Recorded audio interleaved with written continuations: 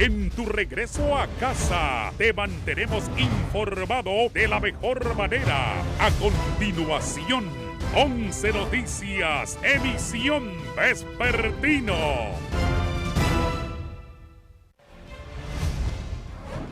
Esta tarde en 11 Noticias, emisión vespertino.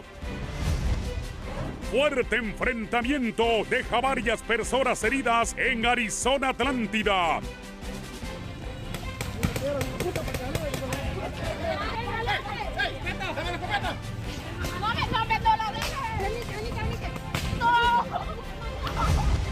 Honduras continúa siendo productor de drogas, afirman expertos, luego de decomisos e incautaciones en diferentes puntos del país.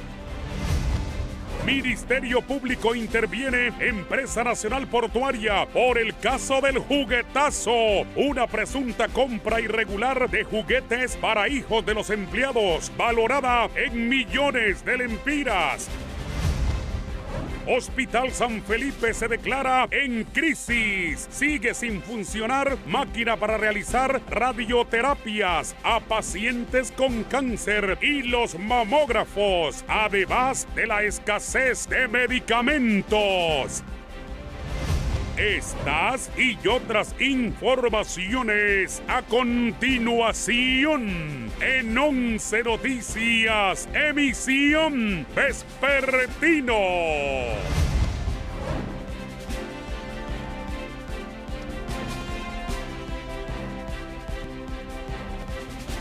Hola, ¿qué tal están? Es un gusto saludarles a esta hora de la tarde, darles la bienvenida a 11 Noticias, emisión vespertina. Judith Bellino es quien les saluda con muchísimo gusto, invitándole a que permanezca con nosotros durante la próxima hora junto a Andrea Hernández. ¿Cómo está usted? Muy bien, gracias, Judith Bellino. Estamos a mitad de semana, por supuesto, listos junto al mejor equipo para llevarle la información que necesita saber. A esta hora de la tarde vamos a dar inicio contándoles un breve resumen de lo que ha sucedido este día en cuanto a la incautación de droga. Un cargamento completo de supuesta cocaína camuflada en contenedores que llegaban desde Honduras hasta Barcelona, pues ha sido decomisado en ese país, y también han asegurado un cultivo de marihuana aquí en el departamento de Colón, y dentro de dulces de rapadura también han encontrado supuesta cocaína en la aduana La Mesa, esto en San Pedro Sula. ¿Qué opinan los expertos alrededor de estos masivos decomisos e incautaciones de droga en Honduras, pero que también han salido de Honduras hacia otros países? Pamela Bustillo, adelante. Muy buenas tardes, compañeros en los estudios. Así es, al parecer la droga es un factor que cada vez necesita pues mayor atención, debido a que en las últimas horas se han dado pues varios escenarios. En este caso estamos hablando de que las autoridades en las últimas horas, las autoridades de España encontraron un contenedor de café, esto con supuesta droga. Por otro lado, en el aeropuerto Villeda Morales también se encontraron rapaduras de dulce que en su interior contenían supuesta cocaína. Y por otro lado, en Tocoa, Colón, se aseguraron unas plantaciones de marihuana. Para ello nos encontramos con el analista en temas de seguridad, el analista Luis Maldonado Galeas, quien nos ampliará un poco más al respecto o quien nos brindará su opinión. Mucho gusto. Sí, las tres modalidades de tráfico de drogas ya son reiterativas aquí en nuestro país y en el área centroamericana. Y el destino de Europa es parte de lo que se tiene considerado dentro de el tráfico que se da desde el continente americano. Y Honduras no es la primera vez que tiene esta experiencia en la cual ya se identifican desembarcos principalmente en España y en otros países europeos. Respecto a lo que pasa en el aeropuerto Villeda Morales, donde se ha detectado el tráfico de esta droga, esto es muy usual en los cárteles de la droga, en donde ellos diseñan todas las formas más ingeniosas posibles para poder, en algunos envases improvisados, o como madera, como en este caso esta rapadura de dulce, cuadros, frutas, verduras, cualquier elemento que se mueve como parte de la dinámica comercial de un estado a otro, es utilizado ingeniosamente para el tráfico de drogas. También ya tenemos experiencia en nuestro país de que eso ha estado sucediendo. Gracias, esa es la opinión del experto en temas de seguridad, Luis Maldonado Galeas, respecto a este tema. Con este contacto retornamos hasta el set principal. Buenas tardes. Muy bien, buenas tardes para usted también, Pamela Bustillo. Está listo nuestro corresponsal asignado en el sector atlántico de nuestro país, César Funes, totalmente en vivo y en directo. Nos da detalles de un enfrentamiento este día, precisamente ahí en Arizona, Atlántida. Una persona herida de gravedad ha sido trasladada hasta un centro asistencial. Adelante, César, usted tiene los detalles. Así, buenas tardes, en efecto, y como ustedes lo han manifestado, lamentablemente continúa el conflicto agrario en esta zona atlántica del país, principalmente en el departamento de Colón y Atlántida. Hoy, en el departamento de Atlántida, en Arizona, se ha dado un enfrentamiento en la comunidad de El Olingo, donde hay varias fincas de Corporación Dinan. Aparentemente la información que se estaría manejando es de que invadieron estas fincas y algunos empleados decidieron entrar por uno de los portones prácticamente de este sector y al final se dio un enfrentamiento donde lamentablemente resultaron heridas 2 personas, una de ellas con heridas de gravedad que se debate entre la vida y la muerte en el hospital de Tela.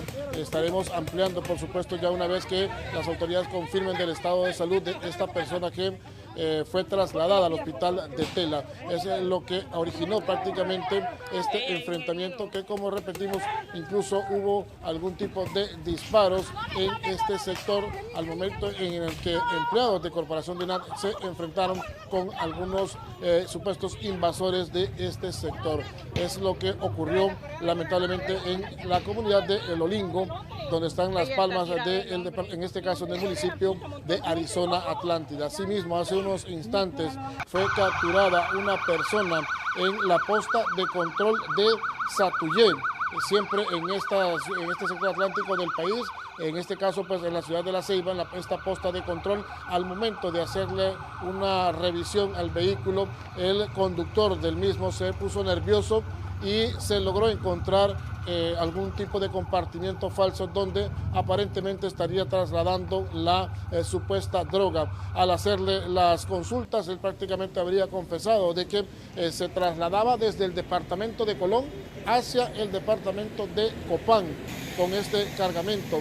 Ya las autoridades trasladaron el vehículo a la unidad departamental de la Policía Nacional y en este momento el Ministerio Público está haciendo todo lo respectivo para contabilizar y tener con precisión qué tipo de droga es la que trasladaba en este compartimiento falso. Así que vamos a estar pendientes, compañeros. En este momento vamos a recabar algunos detalles ya una vez que las autoridades logren extraer y contabilizar la droga que supuestamente trasladaba este ciudadano a bordo de un vehículo tipo pick-up que se trasladaba, como repetimos, desde el sector de Colón hacia el sector de Copán. Con esta información vamos a retornar con ustedes, compañeros. Buenas tardes. Muy bien, buenas tardes para usted también, César Funes, actualizando lo de los hechos más importantes y relevantes hasta esta hora de la tarde en el sector atlántico de nuestro país. En otros temas, este miércoles 18 de enero ha concluido el proceso de notificación de postulantes que han sido excluidos del proceso de aspirar a magistrados de la nueva Corte Suprema de Justicia y ahora quedará en manos del Congreso Nacional la escogencia de los 15 magistrados a ese ente en donde, según la exrectora de la Universidad Nacional Autónoma de Honduras, Julieta Castellanos, los diputados deberán escoger a los mejores profesionales. Giovanni Villalobos, adelante. Gracias. Buenas tardes. Después de concluido este proceso por parte de la Junta Nominadora que se ha hecho con la notificación de los postulantes que resultaron excluidos, la exrectora de la Universidad Nacional Autónoma de Honduras espera que con los 45 nombres de profesionales del derecho que sean remitidos al Congreso Nacional se escoja los mejores y que se tomen en cuenta las capacidades de los 45 postulantes. Da a conocer. Veamos. Bueno, quien se somete a un proceso tiene que darse cuenta que los procesos son así. Se sometieron creyendo que iban a ganar y que iban a salir. Bueno, se sometieron y esa es la incertidumbre de si quedó o no, porque pueden haber otros que tengan más idoneidad de la que yo tengo. Entonces, en ese sentido, lo que ha pasado, confiamos en el trabajo de la Junta Nominadora, esperamos que se mantenga con el nivel de transparencia que ha hecho, de diligencia, de compromiso. Esperamos que los diputados cumplan con la ley, que ya los diputados dejen de ser los diputados de tal sector, los diputados de este líder. A ellos no los eligieron esos caciques, los eligió la gente del pueblo. Entonces ya los diputados deben de dejarse poner el fierro que se le pone al ganado. ¿Verdad? Este ganado de tal ganadero, no, son personas con ideas, son personas con pensamiento. No dejen, señores diputados y diputadas, que los estigmaticen, los diputados de fulano, los diputados de zulano. Ya tal fulano tiene 5 diputados ahí, otro tiene 10. Por favor, respétense más en la alta investidura que tienen. Espera que no tenga que ver en la escogencia de la nueva Corte Suprema de Justicia el tinte político, ha reiterado. Con este informe, retorno con ustedes. Buenas tardes. Muy bien, buenas tardes para usted también, Giovanni Villalobos. La periodista Carolina Martínez a esta hora está lista para darnos a conocer reacciones del presidente de CELIBRE, quien asegura que esta convocatoria que se están haciendo para realizar movilizaciones en el momento que los diputados estén realizando esta escogencia precisamente de los magistrados que formarán parte de la nueva Corte Suprema de Justicia, puede traer confrontaciones entre el Partido Nacional y los miembros también del Partido Libertad y Refundación. Carolina, con usted. Muy buenas tardes, compañeros en estudios principales de 11 Noticias. Y luego de la información que el Partido Libertad y Refundación y el Partido Nacional convocara a su militancia para estar vigilantes a la elección de la próxima Corte Suprema de Justicia, el presidente del Comité para Libertad de Expresión, Saúl Bueso, se ha pronunciado al respecto, asegurando que esto podría generar confrontación entre ambas fuerzas políticas. Manifestarse es un derecho público, pero hacerlo a través de un llamado me parece que es algo inconsecuente, porque ahí lo que va a suceder es la elección seria de los que van a formar la próxima Corte Suprema de Justicia. Y más bien, si se personan ese montón de personas ahí, lo que va a haber es una presión a los diputados. Es irresponsable por ambos partidos llamar a sus militantes y simpatizantes para que se manifiesten. Eso debe ser una cuestión natural de los ciudadanos que ejercen su derecho. Lo que habría que dejar bien claro ahí, y nos preocupa, es que puedan haber confrontaciones entre ellos mismos, porque lastimosamente seguimos en un país dividido y que alguien mueve los hilos del poder o mueve la cuna para su propio beneficio. De presentarse confrontaciones, ¿cuáles serían las consecuencias económicas y sociales para el país? Bueno, las consecuencias económicas, imagínense que hayan heridos, eso implica llenar más los hospitales de que por sí ya no hay medicina ni espacios. Y por otro lado, que se atrasa el país y la credibilidad nuestra frente al cooperante internacional y frente a aquellos que invierten en el país, porque un país que no demuestra seguridad jurídica, lo que hace es que ahuyenta la inversión. De no presentar, o de presentar, mejor dicho, esta presión por parte de las militancias de los partidos políticos, podría llegar a instancias internacionales. Por supuesto. Mire, lo que va a suceder es lo siguiente: la policía va a tener un enorme trabajo, porque va a tener que tener anillos de seguridad para que se asegure que por un lado estén los del Partido Nacional y por otro los de Libre, que no estén juntos, porque, repito, lastimosamente, son irresponsables. Esos no son dirigentes, esos no llegan a nada más que personas que están llamando a sus compañeros para que vayan a hacer, ¿qué? Acto de presencia, ¿para qué? No van ellos a influir en nada, más que con sus gritos y sus relajos y presionar a los diputados.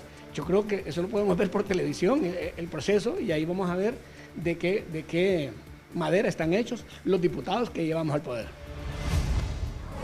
Bien, y luego de escuchar estas declaraciones, él también ha asegurado que esto sería una medida de presión para los diputados de Libertad y Refundación en elegir a la próxima Corte Suprema de Justicia. Estaremos ampliando todos estos detalles en las próximas emisiones de 11 Noticias. Y este tema de la tensión entre ambos partidos políticos también genera reacciones. Fernando Arteaga se ha movilizado y se encuentra con el diputado Sergio Castellanos de Libre, quien manifiesta que los militantes de ese instituto político se van a presentar al Congreso Nacional, pero a defender la democracia de nuestro país. ¿De qué manera, Fernando? Adelante. Gracias, compañeros. En el estudio de 11 Noticias me acompaña el diputado libre Sergio Castellanos. Se ha hablado mucho de presunta violencia que podría vivirse en los bajos del Congreso el próximo 25 de enero, diputado. ¿Les han comunicado si van a haber medidas de seguridad para los diputados? Porque se ha convocado en primera instancia a las bases de Libre. Bueno, miren, en primer lugar, quien convocó a la Mancha Brava del Partido Nacional fue Tomás Zambrano, hace unos días.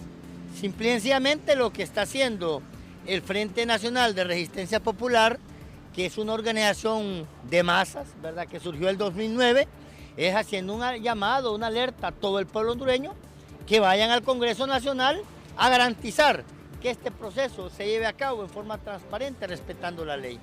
¿Y por qué es el Frente Nacional de Resistencia Popular? Precisamente fue el frente que surgió en el 2009 de un golpe de Estado. Las fuerzas oscuras de este país, el narcopartido nacional, no descansan. Si lo que está en juego no es cualquier cosa, es el último reducto, o el penúltimo reducto, podríamos decir, porque el último es el Ministerio Público, que les queda a ellos y que les ha garantizado impunidad. El último reducto donde les han dado sobreseimiento por los casos de corrupción, como el último de Arca Abierta. Entonces, lo más seguro, tanto el narcopartido nacional como los grupos oscuros que representan los grupos económicos oscuros de este país, el crimen organizado, van a estar alerta. Y mire, esta derecha es enferma, esta derecha es visceral. Y yo le digo, ¿verdad? Son capaces hasta de dar un golpe de Estado. Y aquí no estoy inventando. En el 2009 la gente, cuando nosotros hablábamos de golpe de Estado, la gente decía que estábamos delirando. O en estos momentos, cuando hablamos de golpe de Estado, dicen que estamos delirando. Pero ahí tenemos el caso de Brasil. Ni un mes había cumplido Lula da Silva cuando quisieron dar golpe de Estado. Ahí el caso de Perú. Le dieron un golpe de Estado a un presidente legalmente electo en un poco más de un año de haber ejercido su mandato. Y en Honduras la derecha no va a descansar, ¿verdad? Entonces el pueblo hondureño tiene que estar pendiente. El diputado Sergio Castellanos de Libertad y Refundación hablando con nosotros esta tarde en 11 Noticias. Fernando, muchísimas gracias, presentándonos reacciones precisamente de este diputado del Partido Libertad y Refundación. Así están los ánimos de caldeados previo a la elección de los nuevos magistrados a la Corte Suprema de Justicia, y esperamos que ya cuando el listado se dé a conocer y llegue hasta el Congreso Nacional, los padres de la patria precisamente hagan lo propio y este proceso termine de la misma manera transparente como todos han elogiado precisamente el trabajo de la Junta Nominadora. Pero también vean ustedes, a pocos días ya de que también se realice esta elección, el actual presidente, el abogado, pues Rolando Argueta Pérez, dice que ya está listo para ceder la presidencia del Poder Judicial. Después de 7 años presidiendo el Poder Judicial y a solo pocos días para dejar sus funciones, el titular de este poder del Estado, Rolando Argueta Pérez, aseguró este día en Comayagua estar listo para dejar su cargo y sin miedo a ser investigado por su gestión en la Corte Suprema de Justicia. Su servidor está preparado para el 25 o el 26 de enero próximos, que ya la otra semana, y por supuesto que entregar el cargo, o el 11 de febrero, que es cuando también constitucionalmente cumpliríamos el mandato de los 7 años que establece pues nuestra Constitución de la República. Los funcionarios públicos estamos expuestos a muchas denuncias, muchas de ellas, diría yo, infundadas o sin sustento, ¿verdad? Alguien que no ha sido funcionario público no tiene ese inconveniente o ese problema, por cuanto esa materia había que abordarla con mucha objetividad y con vistas a la realidad de lo que acontece, pues, y ser proporcionado en el análisis. El titular del Poder Judicial calificó de transparente el proceso de la elección de los nuevos magistrados a la Corte Suprema de Justicia. Me encantaría pensar que la Junta Nominadora está o debe de realizar el mejor de los trabajos. Creo que el juzgamiento de la sociedad hacia ese trabajo no solo es en el curso del proceso de selección, sino que ellos van a quedar sujetos a una evaluación que hará la sociedad, por cuanto he visto que han transmitido las sesiones, eso creo que es muy bueno, ¿verdad? Representa mucha transparencia. Argueta puntualizó que de lo único que se arrepiente durante su gestión es no poder haber construido más edificios judiciales y otros proyectos debido a múltiples retrasos y contratiempos administrativos y la pandemia del COVID-19. Creo que pude haber hecho otros 15 edificios y no los concluimos, por ejemplo, porque teníamos el presupuesto y por trámites administrativos, tiempo. La pandemia nos obstaculizó muchísimo, ustedes saben, año y medio, 2 años, en la cual no fue posible. Creo que pudimos todavía reducir más la mora judicial, que es un problema que hay en el país. Desde Comayagua para 11 Noticias, les informó Oscar López. Y la coordinadora residente de la Organización de las Naciones Unidas en Honduras, Alice Shackelford, se ha referido al tema a través de su cuenta de red social de Twitter y ha dicho: con la próxima elección de magistradas y magistrados para la Corte Suprema de Justicia, debemos mantener la confianza en el proceso de la Junta Nominadora, quien ha realizado un proceso objetivo y transparente. Participemos todas y todos en el cambio hoy, apoyando el proceso. Y también ha mencionado que espera que el Congreso siga desarrollando un proceso transparente, participativo, pacífico y respetuoso en el marco de los derechos humanos y representativa de la diversidad de la sociedad hondureña, es lo que ha manifestado a través de su cuenta en Twitter. Vamos a separarnos por un momento de las noticias, pero vamos a regresar en breve, Julia. Así es, nos vamos a una breve pausa comercial. Enseguida regresamos con más desde 11 Noticias, emisión vespertina.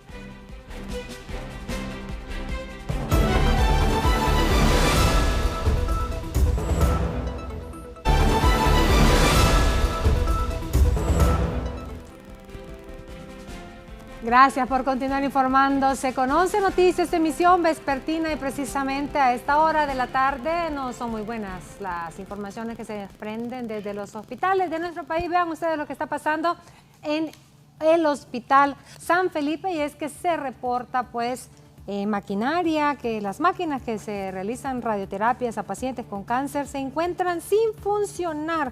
Además, también se está reportando pues escasez de medicamentos para todas las especialidades. Escuchemos al doctor Carlos Murillo, director de este centro asistencial. Que hoy mismo firme este contrato y la otra semana probablemente los técnicos de El Salvador vengan ya a repararla. Se tarda 1 o 2 días en reparar la bomba de cobalto y se suscribiría un nuevo contrato a lo largo de todo este año.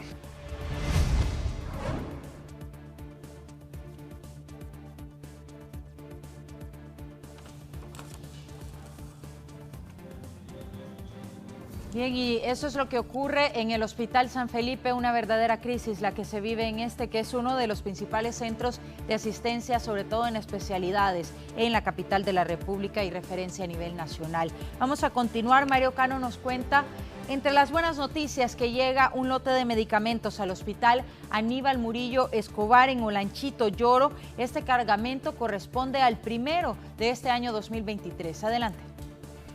Muchas gracias. Buenas tardes en los estudios de 11 Noticias. Una buena noticia para la población de Olanchito es que en este día se ha recibido el primer lote de medicamentos para el Hospital Aníbal Murillo Escobar correspondiente al año 2023. Sobre esta situación, escuchemos a la licenciada Guadalupe Ocampo, que nos da más detalles.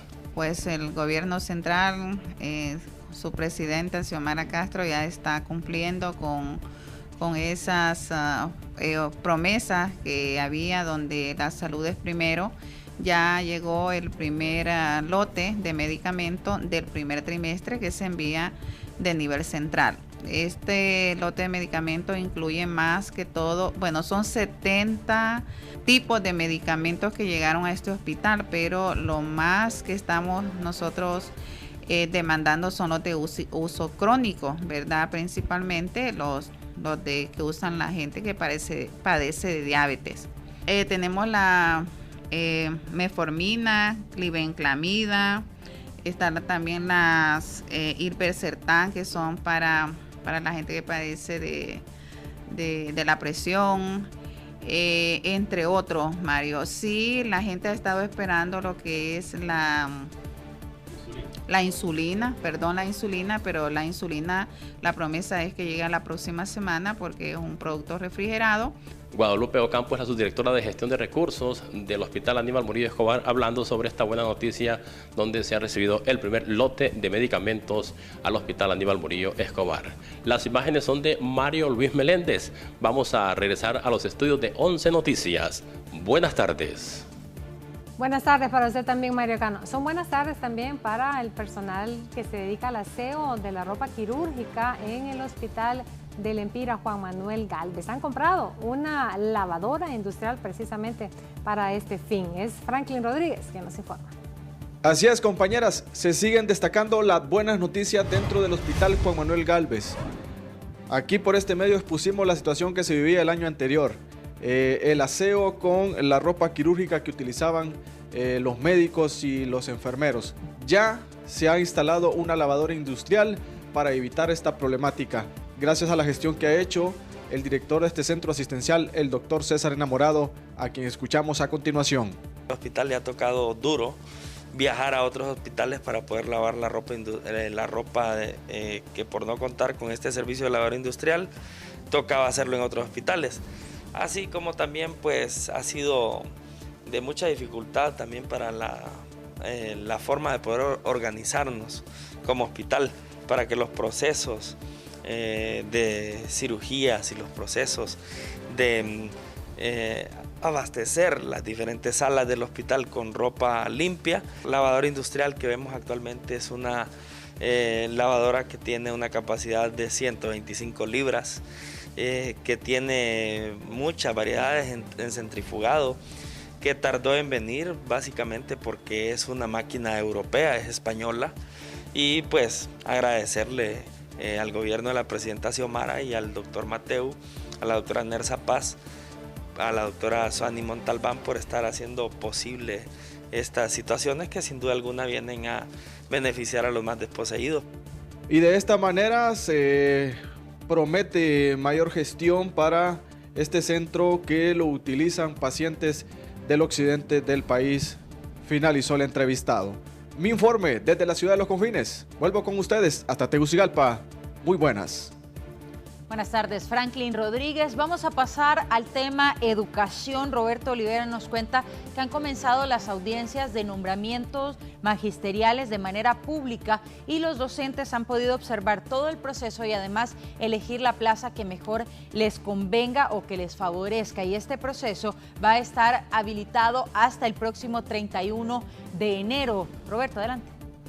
Han iniciado las audiencias para nombramiento de docentes en el departamento de Olancho. La directora departamental de Educación, licenciada Mariela Aguilar, nos habla sobre el proceso del mismo. El docente que solicitó un traslado, pues ahí están las vacantes y él puede decidir según su traslado hacia dónde moverse. Después de desarrollar los traslados, vamos con los compañeros que están exonerados. Tenemos una exonerada de prebásica que ella va a elegir entre todas las vacantes cuál quiere. Posteriormente participarán los compañeros de concurso. Pero algunos dirigentes magisteriales se manifiestan sobre los malos entendidos al inicio de este proceso. No, aquí estamos representando al magisterio. Habían ciertos malos entendidos, pero en este momento hemos tenido reuniones y hemos llegado a la conclusión que debemos de seguir defendiendo los derechos de los compañeros y participando en las audiencias. Esperemos que sea un proceso limpio y que beneficie a todos los compañeros que tienen el derecho a una movilidad o a conseguir una plaza. Bueno, nosotros aún todavía no se nos ha dado a conocer las vacantes. Se la hemos pedido hasta la saciedad a la dirección departamental y pues no han hecho caso omiso a nuestra petición. Por tanto, déjeme decirle que como miembros de Junta de Selección desconocemos cuáles son las vacantes que existen hasta el momento. El licenciado Juan Ávila es jefe de talento humano de la Departamental de Educación. Se refiere a este proceso y aduce que es un proceso transparente. Deben saber los compañeros que para poder, las plazas más preciadas son en el casco urbano, pero se van a respetar los años de servicio. Los años de servicio se van a respetar para el área urbana en obediencia al artículo 110 del reglamento, inciso 2, donde dice que todos aquellos del área rural que aspiren al área urbana se consideran los años de servicio. En las últimas horas se ha reprogramado las audiencias del 23 al 31 de enero y se les pide a los docentes interesados solicitar más información con los dirigentes magisteriales o en la Departamental de Educación. Desde Juticalpa, Olancho, para 11 Noticias, Roberto Olivera. Nos mantenemos en temas educativos, entre precisamente la gabacha y este enfrentamiento con dirigentes magisteriales. A fuego cruzado ha estado el ministro Daniel Esponda, pero el viceministro de Educación, Edwin Hernández, se trasladó hasta Daniel Paraíso. Ahí le dio declaraciones a Roldán Barahona y él dice que el uso de la gabacha no es obligatoria por el momento. Adelante con usted. Gracias, compañeros. En el estudio de 11 Noticias Vespertino. Pues en efecto, Edwin Hernández es el viceministro de Educación. Hoy estuvo de visita por la ciudad de Danlí. Se le consultó acerca del uso de esta nueva gabacha que ha emanado la Secretaría de Educación a través del gobierno central. Él manifestó que es opcional. La gabacha debe de comprarse, pero si hay niños que deseen asistir con su uniforme diario oficial, pueden hacerlo. Esto dijo el viceministro de Educación. El uso de la gabacha se está planteando en primer lugar para prebásica y básica. La gabacha va a un pilotaje de 300 centros educativos a nivel nacional. Pero hay una premisa en la Secretaría de Educación, y es que el único requisito que tiene el alumno para ingresar al centro educativo es precisamente llegar. O sea, no hay obligatoriedad de uniforme, porque el papá en lo que gasta el uniforme, paga de matrícula y un montón de cosas, entonces prefieren no matricularlo porque no tiene fondo. Entonces, tenemos matrícula gratis, ningún centro educativo a nivel nacional puede cobrar un 5, no es su obligación. Es lo mejor que el alumno ande identificado con un uniforme, sí es lo mejor. Pero si el padre de familia, la madre de familia, la encargada o el encargado no tiene los fondos suficientes, eso no es ningún ápice para que el estudiante no pueda llegar al centro educativo. ¿Siempre se utilizará el uniforme que se ha utilizado en los centros educativos de aquí en nuestra ciudad? Sí, el normal el que han venido utilizando, pero como le digo, igual, si el padre de familia puede y quiere, compre el uniforme. En caso de no poder, pues, con que tenga el cipote, un cuadernito, un lápiz y el deseo de educarse, ahí lo vamos a atender en los centros educativos. Bien, ese es mi informe. Con esto voy a retornar con ustedes al set principal de 11 Noticias en Ciudad Capital, Tegucigalpa. Buenas tardes. Son las 5:36 de la tarde, hora de recordarles que hagan que su negocio permanezca siempre conectado con nuestros enlaces que te brindan una red exclusiva. Negocios corporativos, Cable Color. Comunícate a los teléfonos 2263-2020 en Tegucigalpa y 2540-2020 para el norte del país. Nos separamos de las noticias, pero ya regresamos en breves minutos a 11 Noticias, emisión vespertina.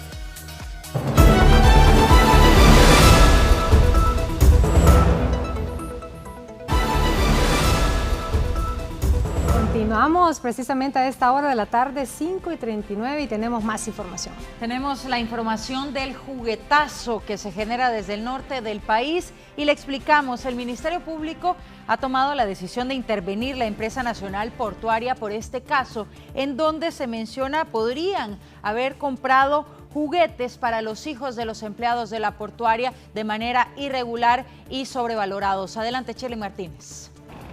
Buenas tardes, compañeros. Y es que en las últimas horas el Ministerio Público ha dado a conocer que investiga la empresa nacional portuaria por el supuesto caso del juguetazo, ya que al menos 2 millones de lempiras habrían sido gastados solo en juguetes de empleados de este ente en la administración anterior. Más detalles con el portavoz de este ente de investigación. Están efectuando diligencias investigativas al interno de la portuaria a raíz de denuncias que se han presentado por la compra de un lote de juguetes por un valor de casi 2 millones de lempiras, juguetes que fueron entregados a los hijos de los empleados. En ese sentido, la Fiscalía está investigando si efectivamente se cometió algún delito de abuso de autoridad o malversación de caudales públicos, si los fondos que fueron utilizados estaban presupuestados, si aparecen efectivamente en el presupuesto de la portuaria, si la misma fue bajo una licitación pública, tal como establece la ley de contratación del Estado, la calidad de juguete, el precio de cada juguete, si el mismo se aprobó por la Junta Directiva u otros personeros de la portuaria. Además de ello, se están decomisando documentos y se están tomando también declaraciones para determinar o establecer si efectivamente existió o no algún posible delito. Bien, hemos escuchado al licenciado Elvis Guzmán, portavoz del Ministerio Público en relación a este caso de la empresa nacional portuaria. Con este contacto, desde la ciudad industrial, retorno con ustedes. Buenas tardes. Muy bien, buenas tardes para usted también, Shirley Martínez. Regresamos hasta la capital de la República. Aquí se encuentra el periodista Víctor Valladares. Ya ha sido aprobado el presupuesto general de la República y además publicado en la Gaceta Oficial, pero continúa generando controversia y reacciones. Hoy han dado declaraciones los miembros del Consejo Hondureño de la empresa privada. ¿Qué han dicho, Víctor? Adelante. Muchas gracias, compañeros en los estudios, televidentes de 11 Noticias. Es que hoy en el Consejo Hondureño de la Empresa Privada han presentado un análisis acerca del presupuesto general de la República. Ellos han exteriorizado algunas preocupaciones, entre estas la fuente de financiamiento. Vamos a escuchar a continuación a Santiago Herrera. Él es el gerente de política económica del Consejo Hondureño de la Empresa Privada. Veíamos en unas cifras que publica la SJ que el presupuesto va a representar el 47% del PIB. Y eso es crucial en cuanto al tamaño, porque nos está diciendo al país que el gobierno va a ser el ejecutor de casi la mitad de la actividad económica, la va a manejar el gobierno a través del presupuesto. Eso es un tema de tamaño. Luego el tema es de cómo se financia, y entonces en el presupuesto uno ve que en el presupuesto 2022 tenían previstos ingresos tributarios por 118.000 millones, solo se ejecutaron 108.000 millones en cuanto a ingresos tributarios, pero en este presupuesto aparecen ingresos por 144.000 millones. O sea que los ingresos están creciendo a un 21%, de los cuales el impuesto sobre la renta crece a un 41% y el impuesto sobre venta al 10%.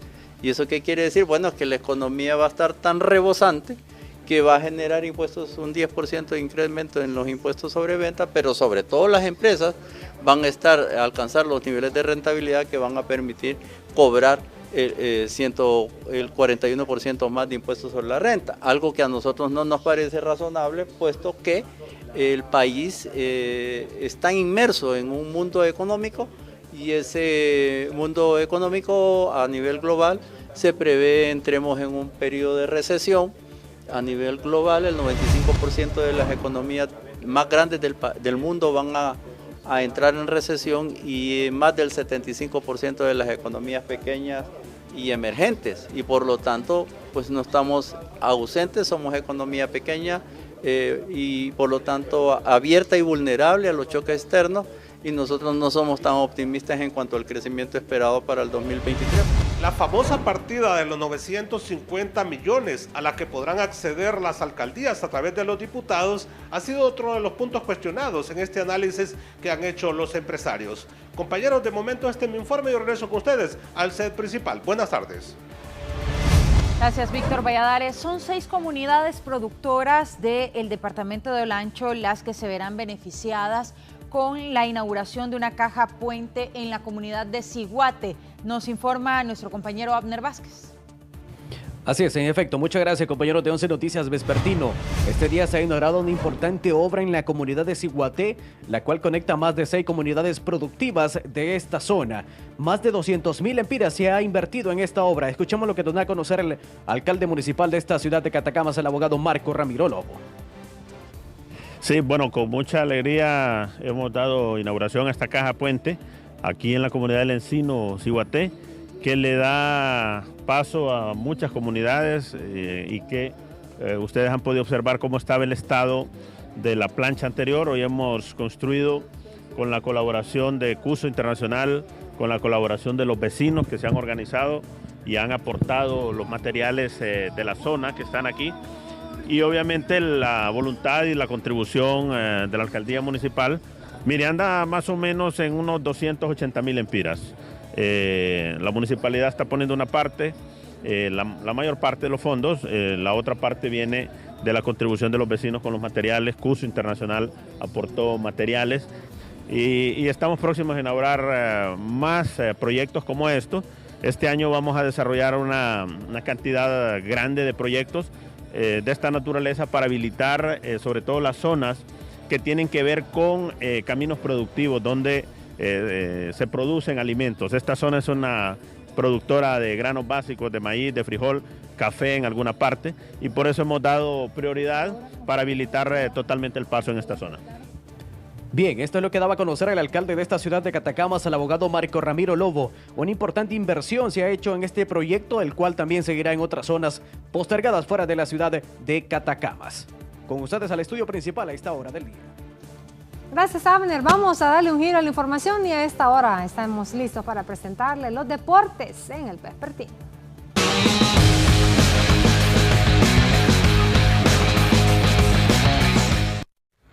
Inter de Milán se coronó campeón de la Supercopa de Italia por segunda temporada consecutiva, tras vencer este miércoles por 3-0 al AC Milán en una nueva edición del derbi italiano, disputado en el King Fahd Stadium de Arabia Saudita. El cuadro nerazzurri se puso en ventaja al minuto 10 de la primera parte por medio de Federico Di Marco. 10 minutos más tarde, Edin Dzeko anotó el segundo gol con una gran definición. El conjunto dirigido por Inzaghi dominó el resto del compromiso y liquidó el encuentro en la final de la segunda parte. Lautaro Martínez fue el encargado de marcar un golazo de borde externo al minuto 77 y así sentenciar la victoria del Rossoneri. Con este triunfo, el Inter igualó la marca del Milan y levantó la Supercopa de Italia por séptima vez en su historia.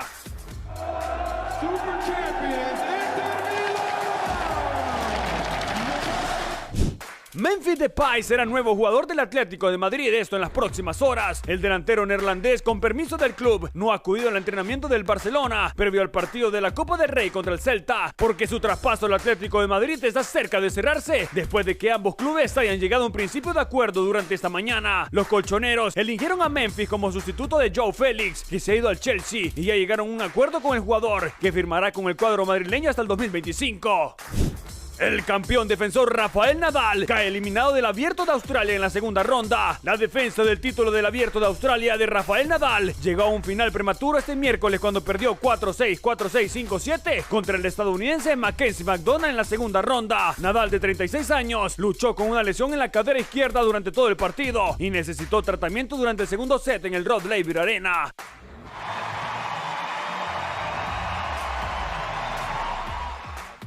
Para 11 Noticias, edición vespertina, Ronald Zelaya.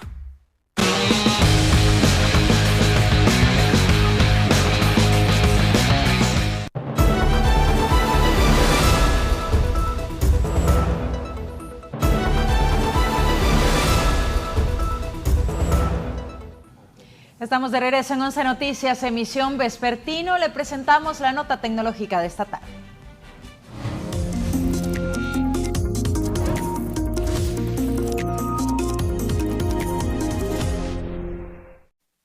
Sin duda, la popularidad de los coches eléctricos es cada vez más grande, pero existe un detalle en el que casi nadie se fija. Este tipo de vehículos no cuentan con una radio AM. Si bien integran un sistema de radio, este solo es capaz de captar las emisoras en FM. Pero existe una explicación que los ingenieros han dado. Se trata de una falla que se evita al eliminar la radio con amplitud modulada, es decir, evitar las emisoras del AM en el dial. La razón es porque el campo electromagnético de los motores eléctricos interfiere con la recepción de las emisoras en AM.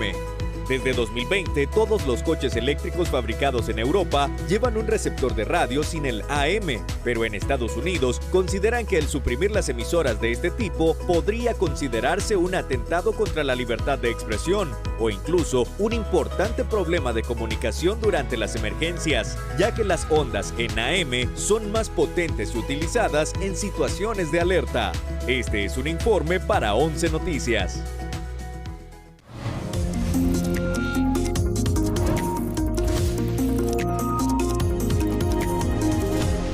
Diferentes sectores reclaman justicia ante el recrudecimiento de la violencia contra la mujer en el país.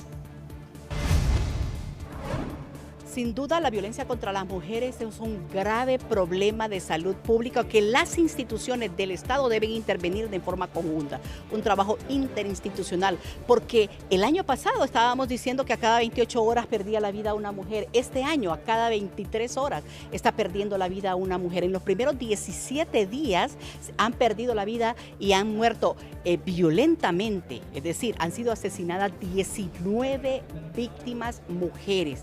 Y esto es lamentable porque el odio, la hazaña y el desprecio con que se están ejecutando este tipo de muertes, tal parece que los hombres no tienen el perdón para poder seguir desarrollándola. Solo veamos, una mujer en Jacaleapa le rociaron tiner y la quemaron. ¿Y quién fue? La pareja. Eso es femicidio. Es difícil la situación que estamos viviendo las mujeres porque el valor de nuestras vidas no vale nada aquí en este país.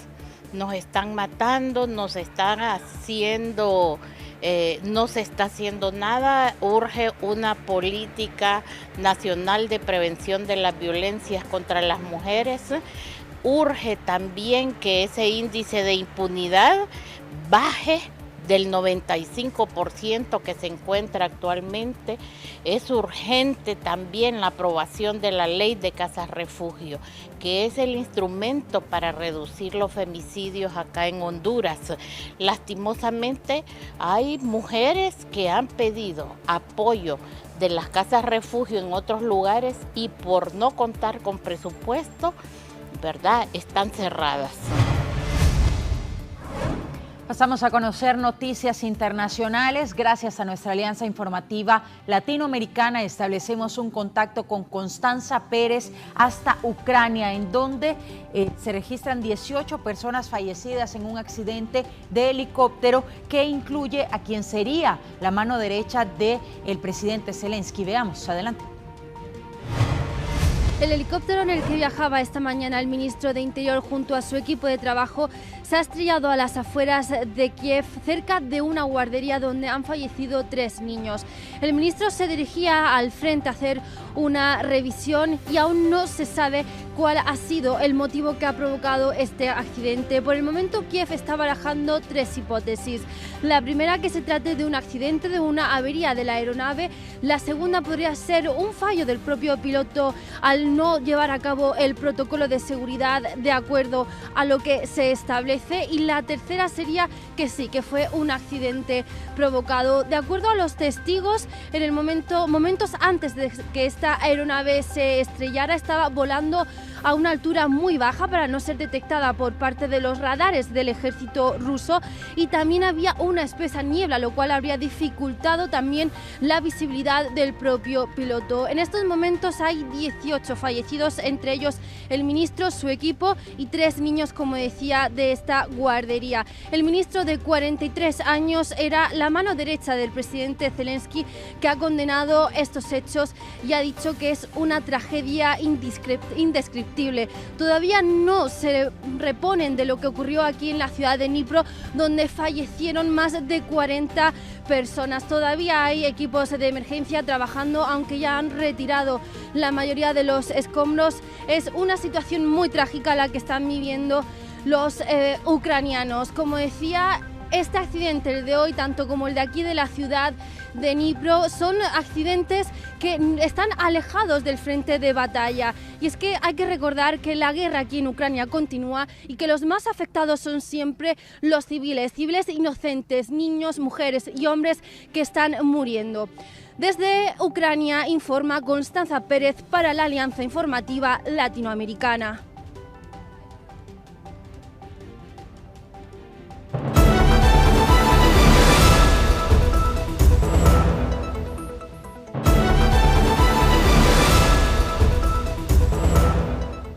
Continuamos siempre informándole en temas internacionales y gracias a la Alianza Informativa Latinoamericana podemos darle a conocer que en Ecuador, aunque existe un descenso en casos de coronavirus en Guayaquil, las autoridades de la Dirección de Salud del municipio están monitoreando una nueva subvariante de Omicron. Veamos. Pese a los pronósticos que tenían autoridades y médicos, tras las aglomeraciones de las fiestas de Navidad y fin de año, los casos de coronavirus en Guayaquil no registran un incremento. Cifras oficiales detallan que en una semana en el puerto principal los contagios descendieron de 312 a 168. Sí tenemos pacientes en terapia intensiva, 3 pacientes en terapia intensiva, y debemos lamentar el fallecimiento el día domingo de una persona enferma con COVID-19. Sin embargo, a pesar de esta situación, médicos de la Dirección de Salud del Cabildo están inquietos frente a la propagación de la nueva subvariante de Omicron, la XBB 1.5, debido a su transmisión cada vez mayor y su gravedad clínica. Y que es la causa más importante de hospitalización y hasta de mortalidad en los pacientes que en Estados Unidos han presentado la enfermedad. La comunidad médica en el mundo insta a la población a mantener las medidas de bioseguridad debido a las características de este nuevo sublinaje de Omicron. Y eso lleva a que la gente tiene que cuidarse porque usted no sabe cuál va a ser la manera en cómo el virus le va a atacar. Entonces es mejor no contagiarse que estar contagiado. Otro riesgo a los que se enfrentan las personas que se exponen a nuevas cepas son los efectos a largo plazo de la enfermedad. Una persona que tiene su corazón no funcionando bien y tiene 2, 3, 4 veces contagios con COVID, lo más seguro es que va a tener problemas coronarios y problemas de corazón en 1 año, en 5 años.